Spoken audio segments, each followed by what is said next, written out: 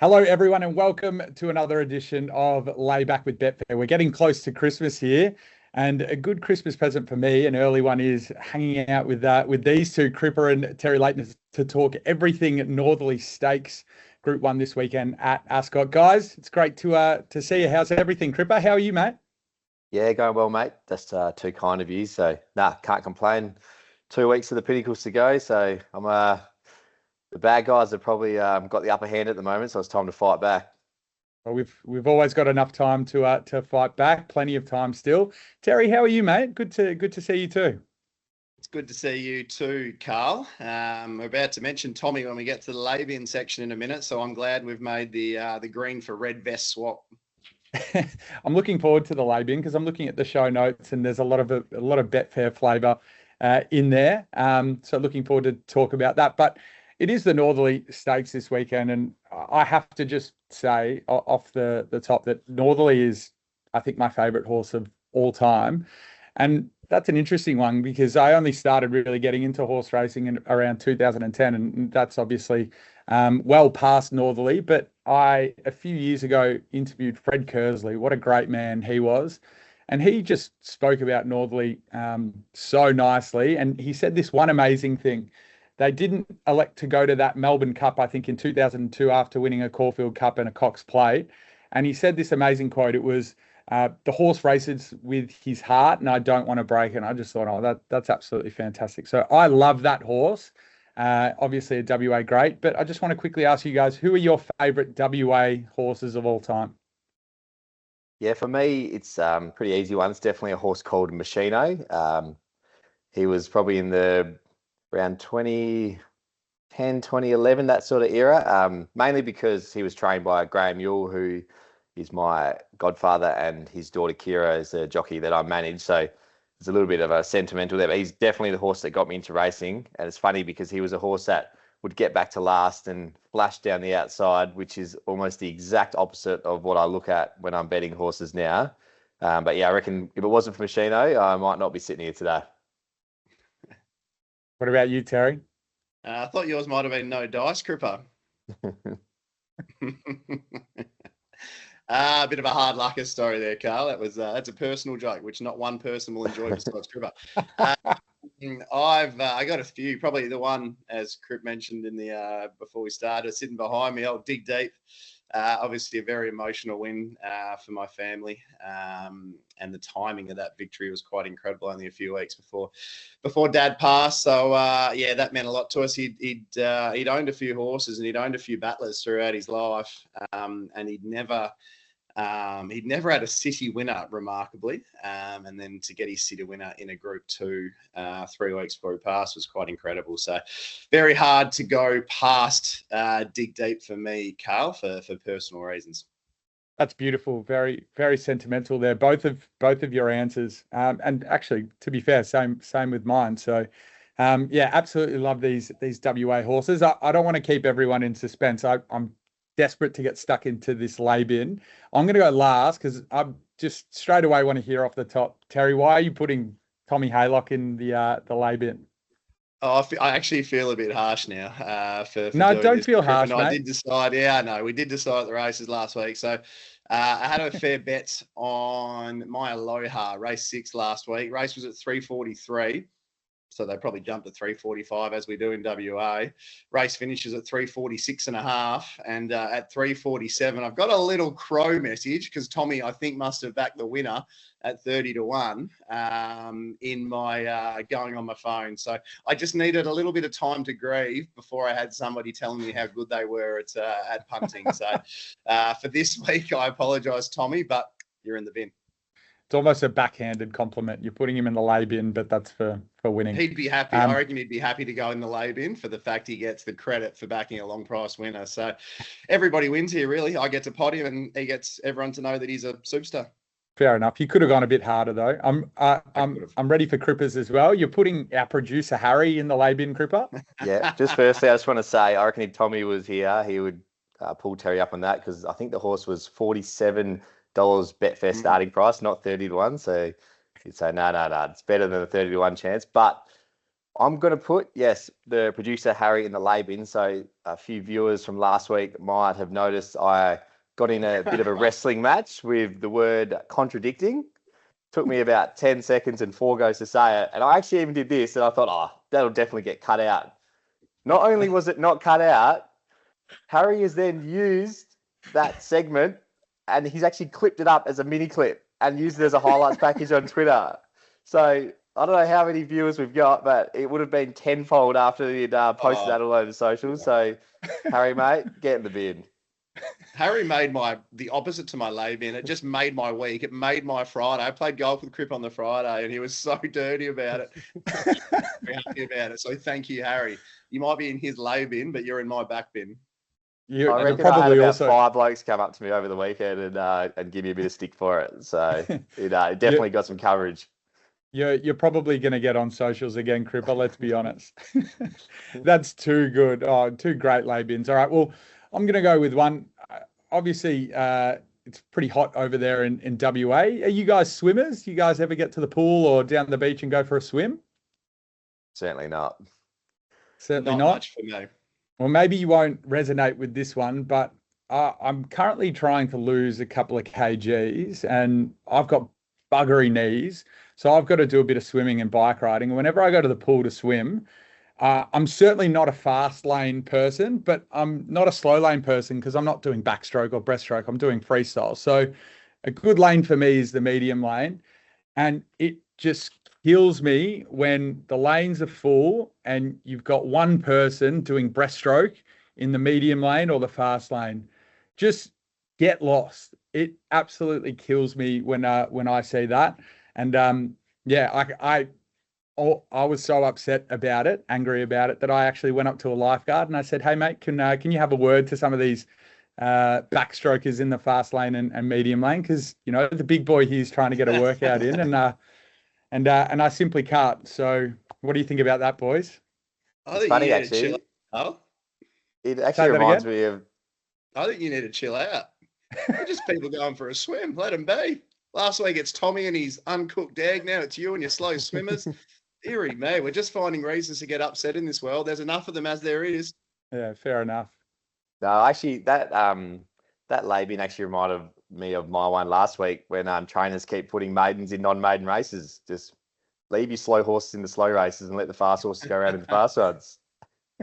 We can always connect it back to horse racing, can't we? Well, let's get stuck into it. Big meeting, obviously headlined by the Group 1 Northerly Stakes.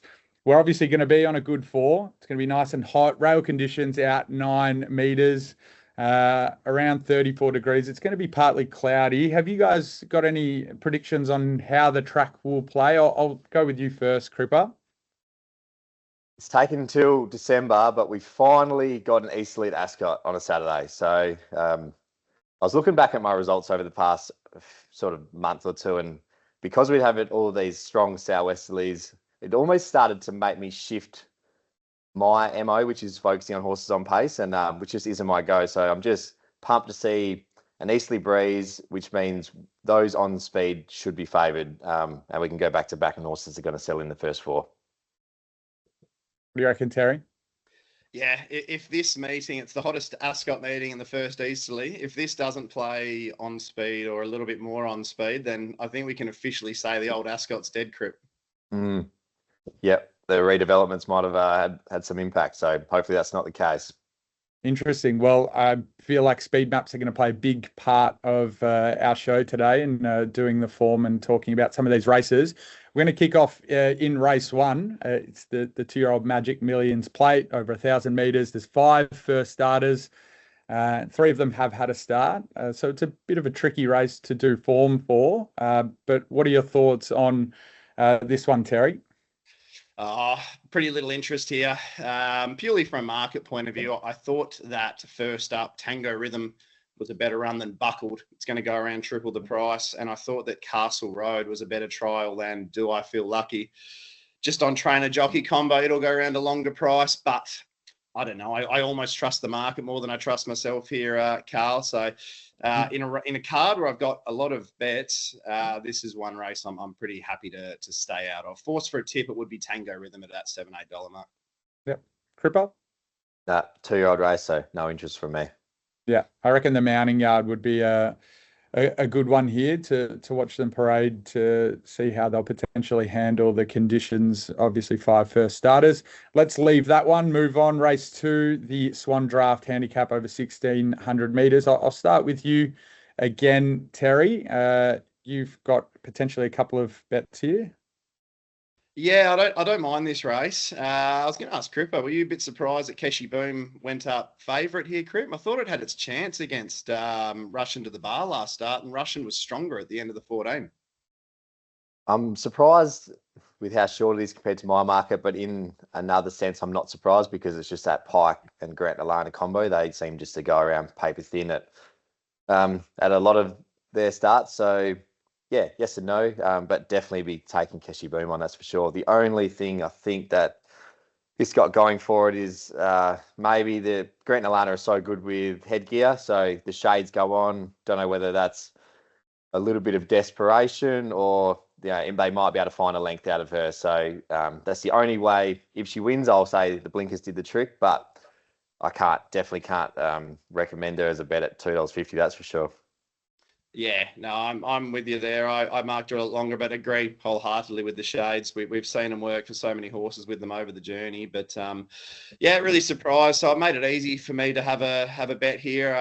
There's 3 other winning chances. Happy to play 2 of them. I thought Russian to the Bar is the one that we know will definitely get the mile. Fast Flicker and Investment Strategy are both sort of on trial, I guess, at the 1,600. I actually think both will get it okay, but we definitely know Russian to the Bar will get some weight on Fast Flicker. Just a lot looks in Russian to the Bar's favour here, so I was happy to back Russian to the Bar. And Fast Flicker, I think, is just a horse that continually gets under the market's guard a little bit. She's now 8 from 16. She beat Rope Them In, who's probably going to go around second favourite in a Gold Rush next week, Karl. And yeah, she continues to jump at backable prices, backable prices for me at least. So I'm happy to back Russian to the Bar here and save on Fast Flicker. Perfect, mate. And just on Cripper, you're going to lay the favourite here, Keshi, for the reasons that you said before. Do you think for the layers on race day, they're probably going to get a firmer price to lay there, given the Grant Alana Williams and William Pike combination? Currently, where I'm looking, $2.45. Has to wobble a little bit, but yeah, wouldn't surprise me at all if she's trading sub $3 on the exchange late. And yeah, I'm with Terry in a sense where I had Investment Strategy on top. Just Russian to the Bar on top. Would have just loved to see him draw inside a few of them. Terry, where do you map him? Second last. I know I am a bit wary about that, Crip, but just in the small field with the fact that maybe Bruce or Fast Flicker are in front. Bruce is gone, so I'm not worried about Bruce. If Fast Flicker runs out the mile, it beats me, I've saved. If it doesn't run out the mile, I think Russian's the one to get it. So that's sort of how I attacked it. I think it'll be next to Investment Strategy in the run, and I think it's sharper point to point than Investment Strategy. So if they're sprinting together, yeah, Investment Strategy is my worry horse, definitely. It's going to win one soon, but I just feel in a smaller field, Russian to the Bar will have the sharper point to point speed. Yeah, perfect. All right, well, let's move on here. We're going to go to another 1,000-meter race. This one's for the 3-year-olds racing towards better plate. I'm going to start with you, Cripper. You may not have a bet in this race, but how have you potentially mapped them here? Yeah, it's a good little map. So Spicy has been jumping straight to the front and leading. Whether it gets there to the front on this occasion, I'm not too sure. There's a little bit more speed, nicely played, and one more too many who's actually drawn outside it, so that might not matter. But I've noted that Pike in some post-race interviews has said he reckons the horse will go just as good even if it doesn't find the front, so I'm not too concerned about that. Non-So Spicy was a clear on top pick for me.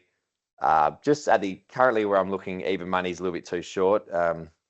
Terry and my mate Bradley went up a bit longer, which was pretty nice. So we'll give him a little pot there. But yeah, can't be on it even money, but definitely the only horse I could be on. So at the moment, it's just a no bet for me.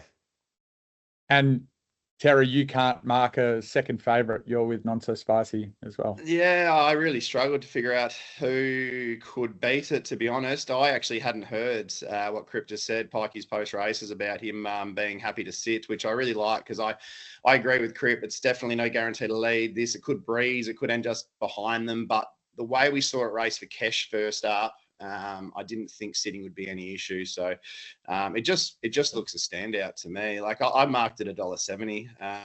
As Cripps said, when they went up 320 last night, I got a bit excited.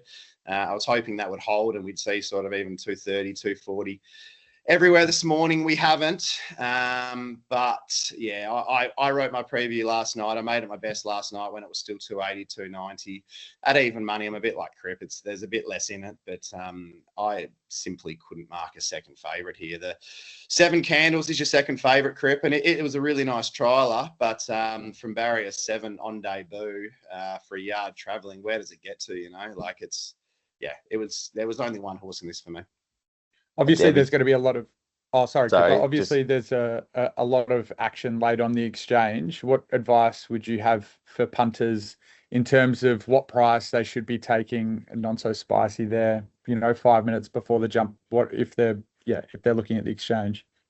Well, I can't see where the money comes. That's the thing. At 240, it's very easy to say take the 240. At $2 flat, all it takes is a little push for 7 Candles to take up 15-20% of the book instead of 7% of the book, 8% of the book, or one more too many as well. So yeah, I at $2, it's sort of it's in between. It could go either way a little bit, but I can't see wherever else strong money comes. Serpedo Express is I haven't got the market in front of me here, was $6-7 this morning. It's really battled in its trials and looking like it wants 1,200. I can only see it going north in the market. So I think it will hold its price throughout. What do you think, Cripps? Yeah, well, look, again, this is a gripe that I've been going on with for a couple of weeks now, but as good as 7 Candles trialled, I just don't see the point in racing a debutant in a hot 3-year-old Saturday race against, a horse like Not So Spicy who's absolutely flying. Like, why don't you just take it to a maiden? But so at $6, I can't imagine that horse would shorten from that quote. So yeah, it wouldn't surprise me if Not So Spicy starts in the red, which for me would be just happy to watch her go around. Yep. Good call. Let's go to the next one here. The POLYTRACK handicap, another over 1,000 meters. Terry, I'm going to go to you. Divine Belief from its barrier. What are you thinking is going to happen there? I'm hoping it crosses and leads. Again, had something at the early price. Current price probably a little harder to get as excited about. I think I was 265, 270 from memory. I think it comes across. Twain's Angels, the interesting runner. I was going to ask Cripps, do you think back to the 1,000, Cripps, they're going to try and kick up with Twain's, or do you think they'll be happy just to let Divine Belief go and toe ball it back to the 1,000? Well, Braden Garthon isn't usually the most aggressive jockey, and don't know what you thought, Terry, but last start, was it struggling to even keep up with Baby Paris?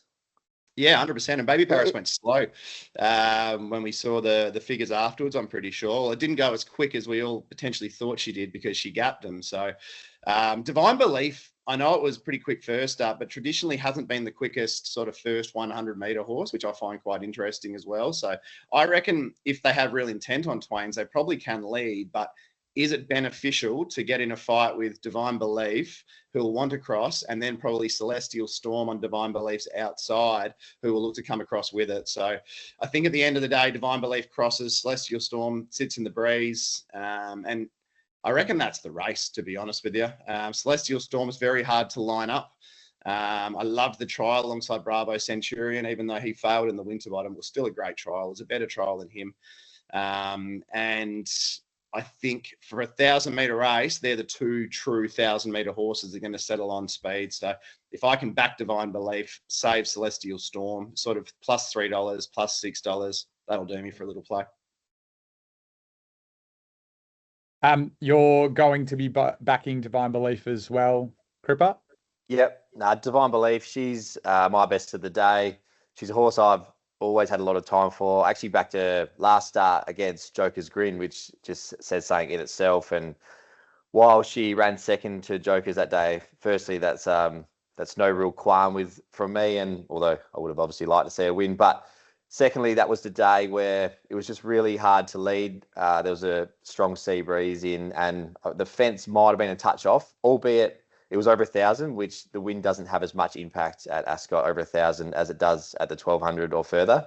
So I don't think, well, I know there's no joker's grins in this race. I'm not too worried if she doesn't get to the front. Like, some of her best racing she's done is from outside the leader.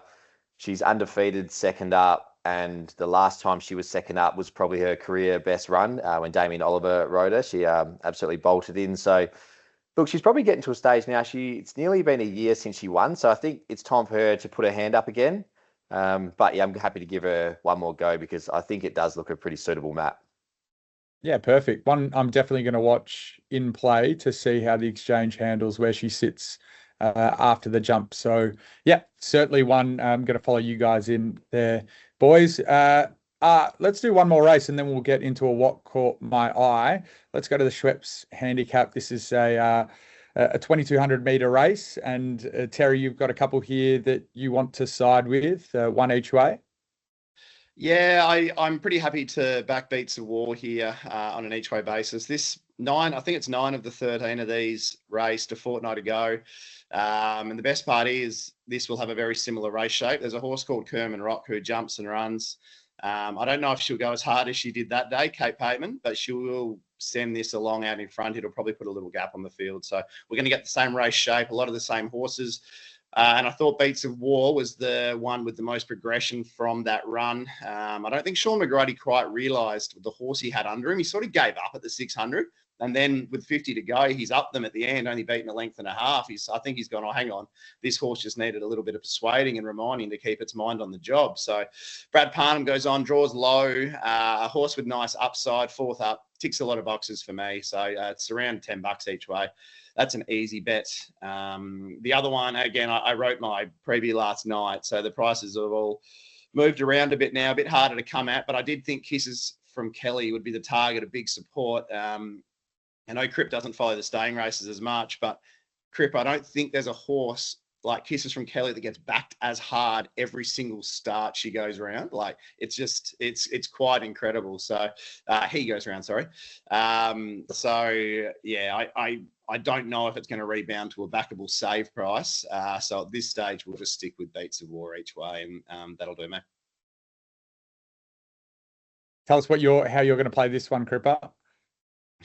I'll probably head to the bar and grab a beer, to be honest. Yeah, staying race, no interest for me. I'll leave that up to Terry.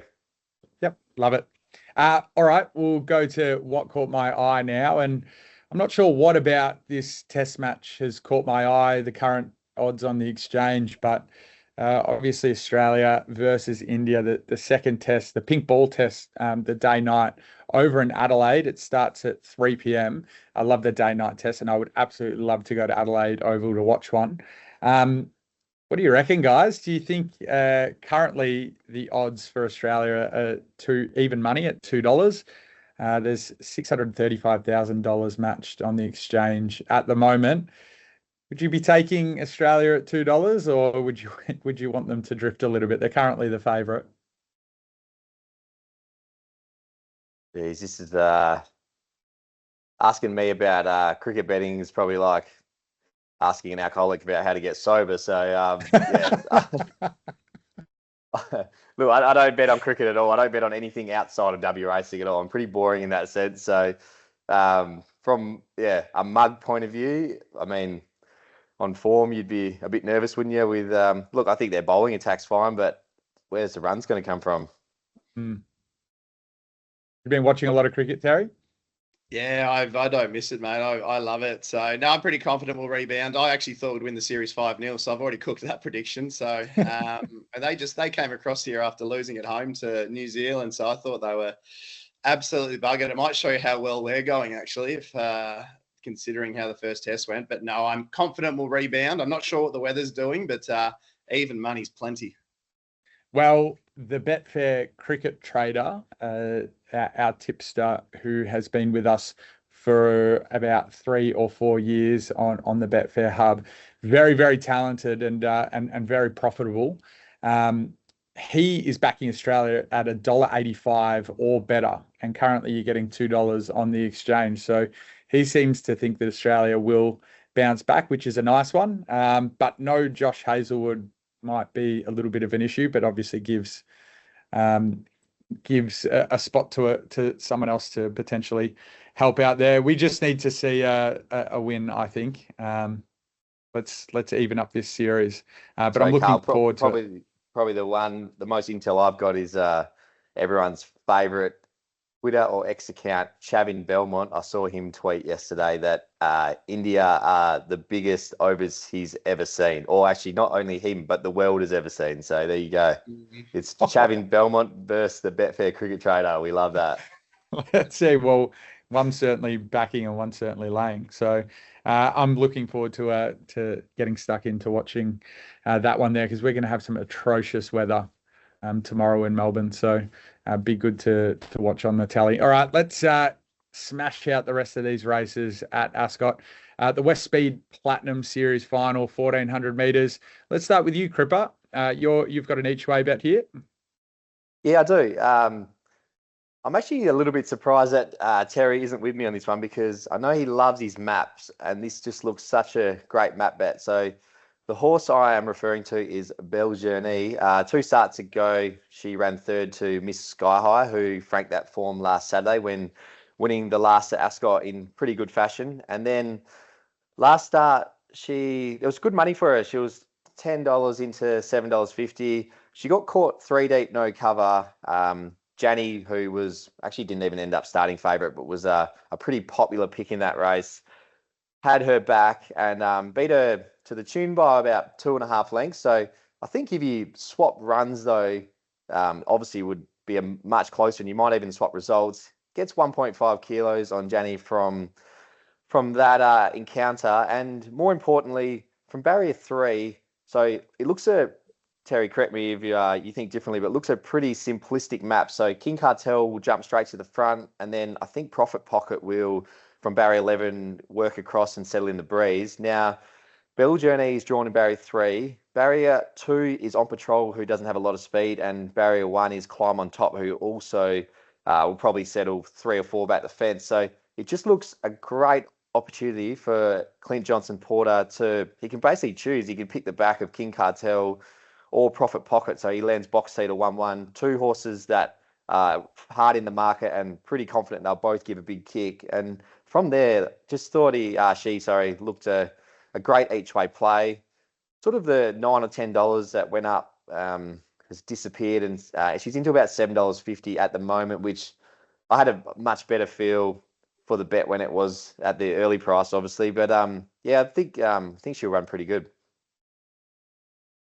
What are your thoughts, Terry? Yeah, no, I was open to being on Belle Journey. I think I was $8-9 or something, Cripps. Definitely wasn't knocking her, but I hope she's not in the 1-1, because I love my simplistic maps. You've quoted me very well there, and this is one I have Imperialized settling a lot closer.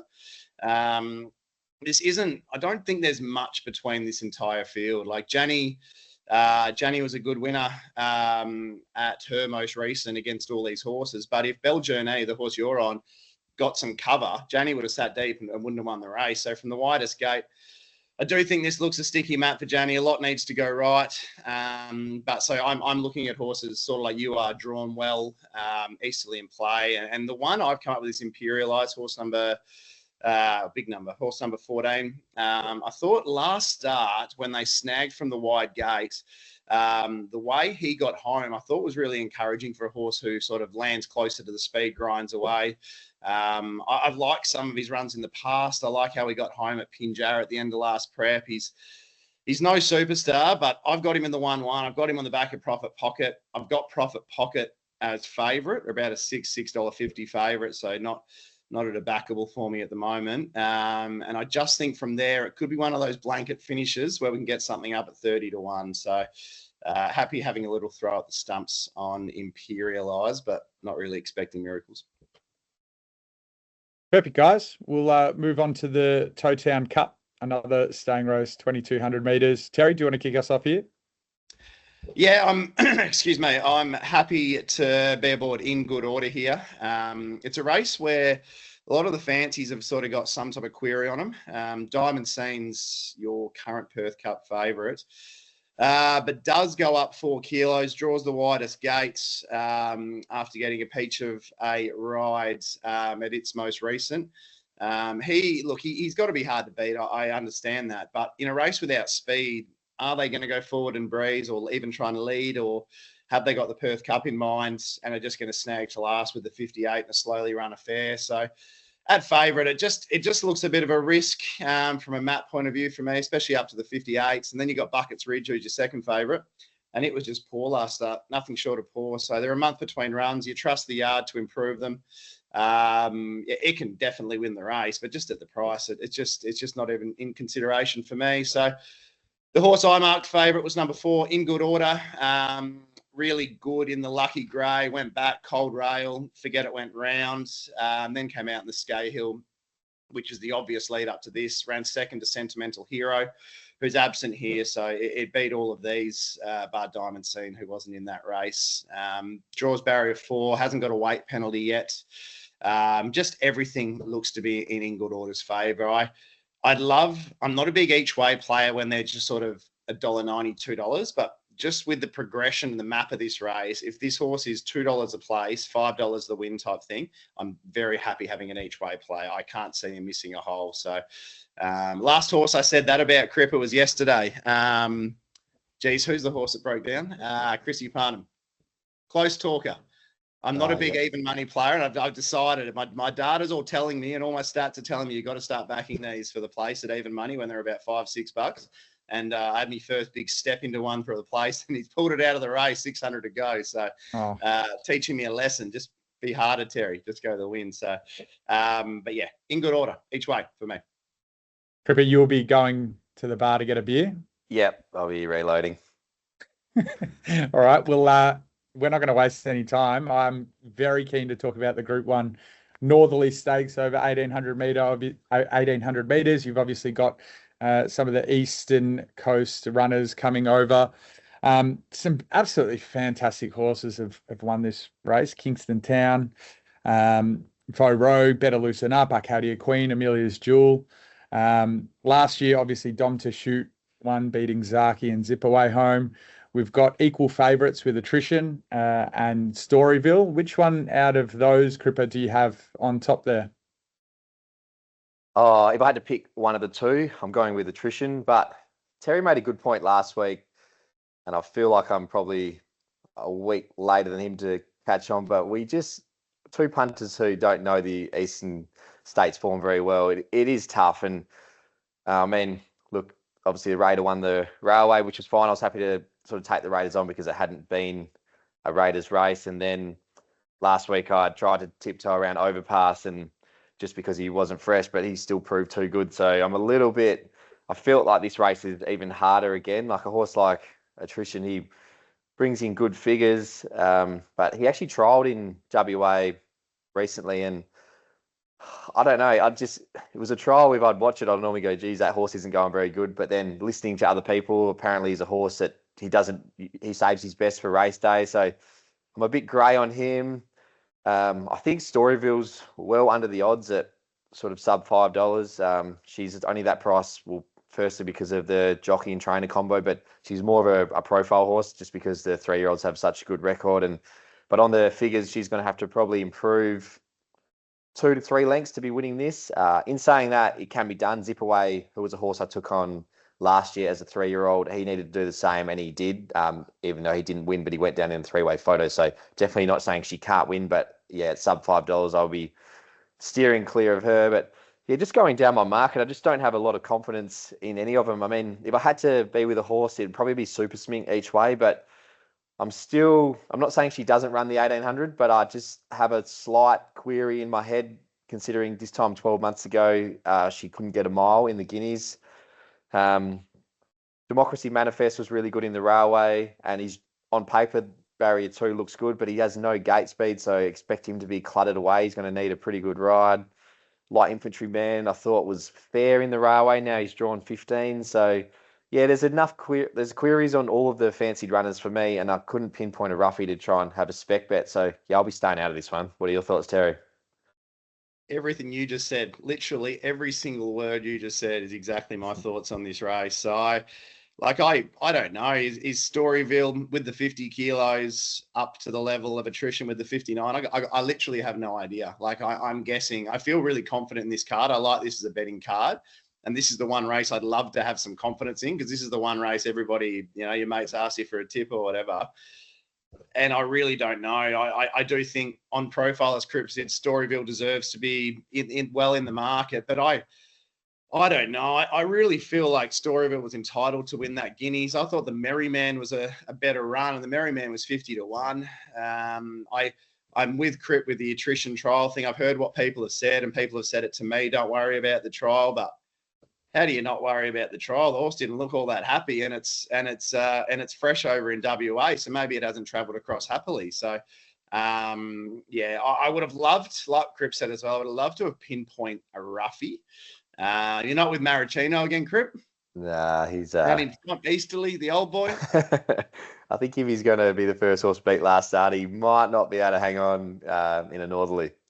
And it's actually really funny with Maricino here, because if he is gone really early, have a look at what do we got? Super Smink in, Storyville in 1, Democracy Manifest in 2, all these well-drawn fancies, and that looks great. But all these well-drawn fancies could be on the back of a horse that's gone at the 600, Karl. So that could almost be a negative to be drawn well. So fascinating race. A lot of the fancies get back here. Even Super Smink, who's drawn 6, it's not a horse that's stepping at all. And as Cripps said, the 1800's a query. So I think they'll want to ride her as conservatively as they can. So they won't be asking anything early. So look, attrition, the one thing it has in its favour is it's got the gate speed, and it will race on speed. It'll have a head start on Storyville, Democracy Manifest, Light Infantryman. So that's a big advantage over 1,800 metres at Ascot. So for the sake of a tip, I'll go that way. But I, at this point in time, will not be having a bet in the race, amazingly.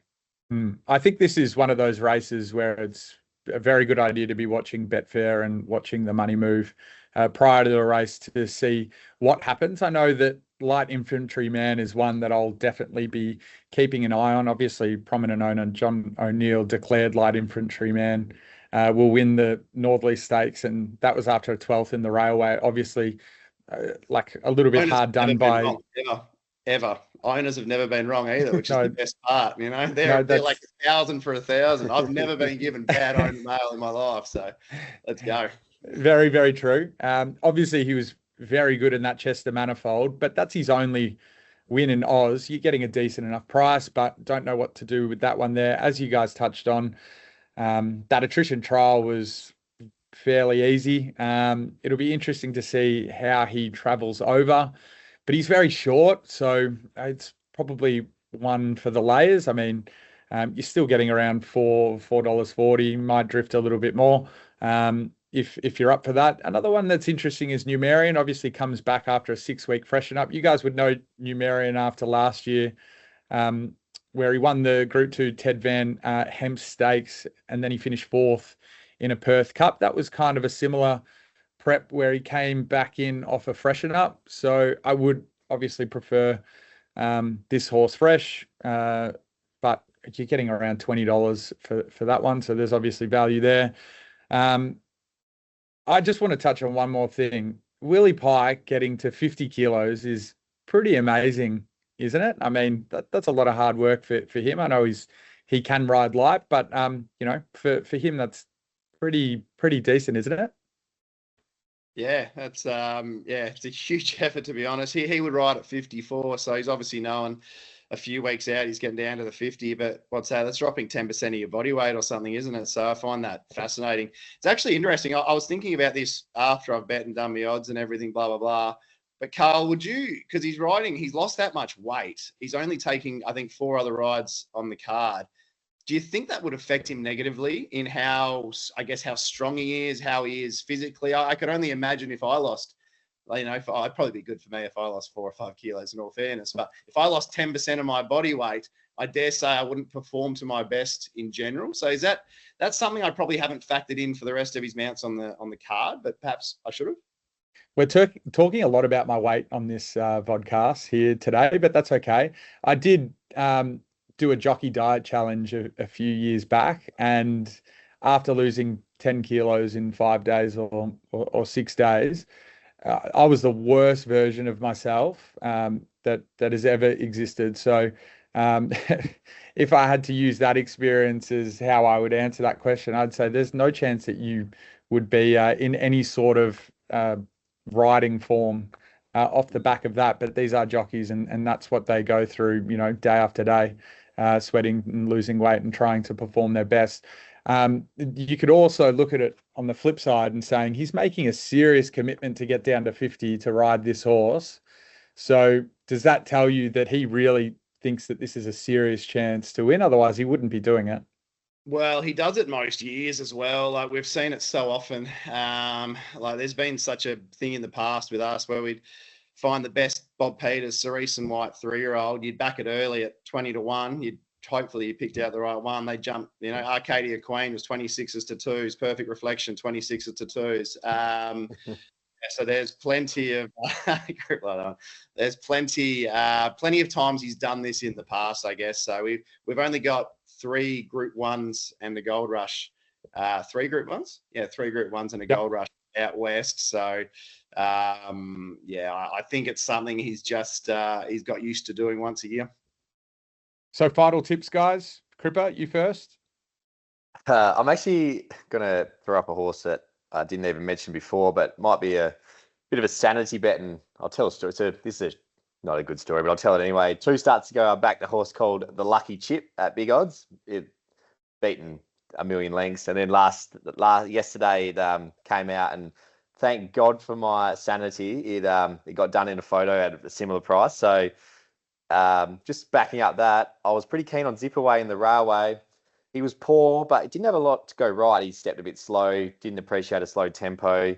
Third up, maybe with a little bit of extra fitness, he could be one that sneaks under the guard, and might have a sanity bet. What do you reckon, Terry? Final tip? I'll go with attrition purely on Matt. Not very exciting, but we'll go with the one that gets a head start and all the other fancies. All right, nice, guys. Looking forward to that Northerly Stakes. Let's finish off the card. We've got the Have You Got the Touch handicap. Terry, have you got the touch?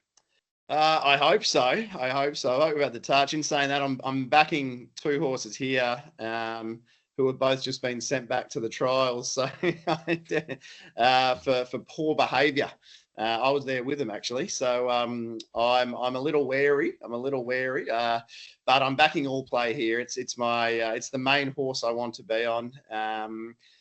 The data, the last 200-meter split from its last run behind Joker's Grin, it ran the second quickest last 200 of the entire day. The first was Generosity, who beat Joker's Grin last week.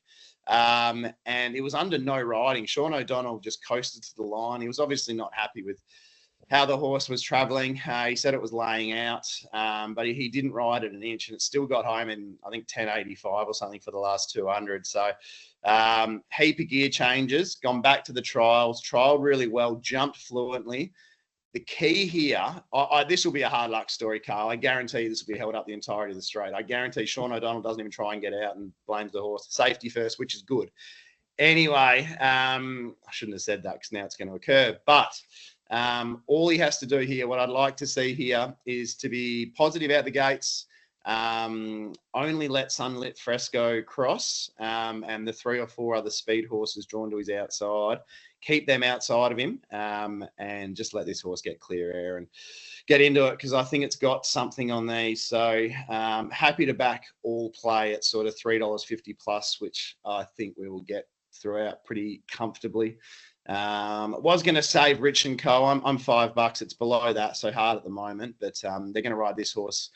Midfield cover, I really like the trial, and in a race where I struggled to come at too many others, they were a clear top 2. So plan is to back All Play and hopefully save Rich and Co. Cripper.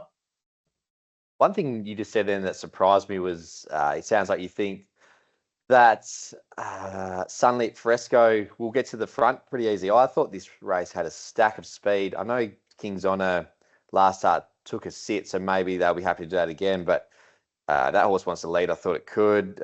You've also got Famous Journey can go forward. Treasure Queen, who's drawn outside it, is usually lead. So yeah, I thought this looked a pretty high pressure race.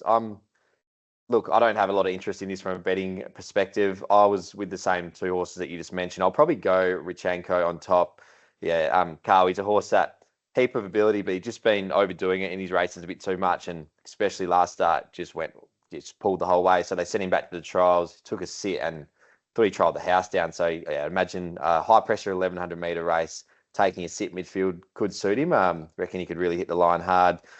And I agree with everything that Terry said about All Play. That run was a lot better than it reads on paper, beaten a fair way, but yeah, it was super. The only query for me was the Equicast going on. So just always a little, I guess, red flag when I see something like that. So yeah, they were the two for me, but yeah, not that interested in playing. I'm actually just looking at the market now, and Sunlit Fresco's been 10s into 550, which surprises me a lot. I thought that horse won a fairly weak Class 1 last start on a very leader biased track when he was able to roll to the top and yeah, just got things his own way. So yeah, I wouldn't even mind laying him the place, to be honest. Now I'm looking at that. I was much longer than $5.50, that's for sure.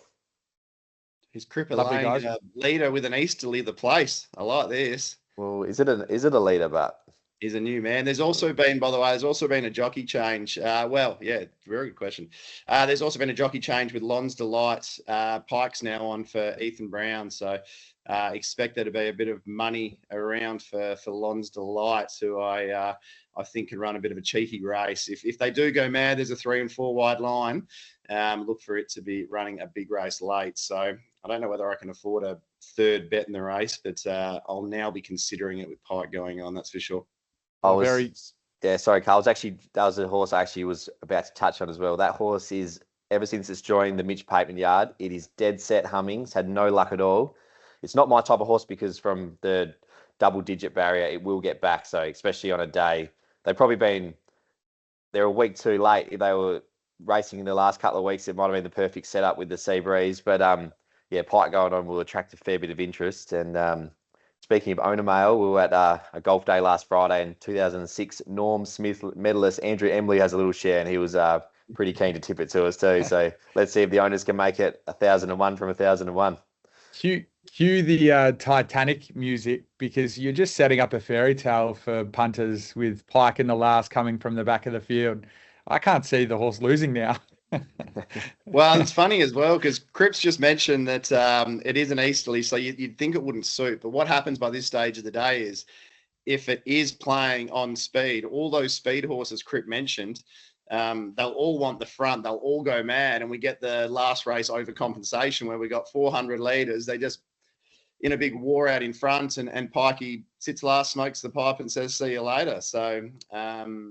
Yeah, very mindful that sometimes an on-pace day can lead to a reverse result come the last. I'd love to see someone crunch the data and see if the layers were more profitable laying Pike in the last versus backing him. Obviously, is that a myth or actually legend? One to, maybe for next time, guys. But we're going to get into our best bets in a second. Let's go to the lay streak and quickly reel off who we're laying. Terry, you've got $220 to play with, and Cripper, you got $135. Cripper, I'll start with you. Yep, let's have it all on the lay of race 2, Keshi Boom. She just is a horse. I just don't think she's going that good. If the blinkers do the trick, then happy to be proven wrong, but I marked the race $4.40 the field. So when she's $2.40, she's my lay of the day. Go for it, Terry. Yeah, I'll jump on. I'm $8 actually, Keshi Boom. So at $2.40, we've got no choice, do we? You know what? We'll lay her top 2 just to be exciting. So Sapedo Express in the following race as well. I'm 28 to 1, and it's $6.50. So they're the two. Well, maybe we can split it between the two of them. Yep, we can work something out.